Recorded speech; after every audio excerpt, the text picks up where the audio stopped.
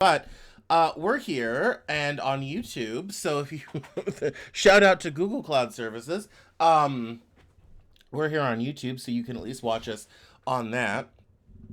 So, but thank you all for coming this evening. AWS is out, but we have more important news stories to talk about, and I want to dive right in to the weekend's No Kings protest. Let's do this. Here we are, and um, so nationwide, there were protests throughout the whole country, protesting against the Trump administration. It says here, according to Politico, it's the third mass mobilization since Donald Trump's return to the White House. It says here that large crowds of protesters marched and rallied in cities across the U.S. Saturday for No Kings demonstrations, decrying what participants see as the government's swift drift into authoritarianism under President Donald Trump.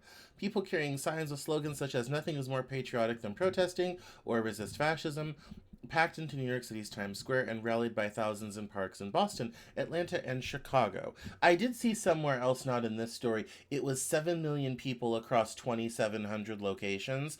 So, not necessarily, massive turnout, depending on where you are. It says demonstrators marched through Washington, downtown Los Angeles, and picketed outside capitals in several Republican led states, a courthouse in Billings, Montana, and at hundreds of smaller public spaces.